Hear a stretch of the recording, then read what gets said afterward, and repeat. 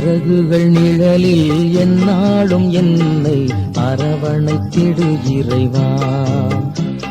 சிறகுகள் நிழலில் எந்நாளும் என்னை அரவணைத்திடு இறைவா.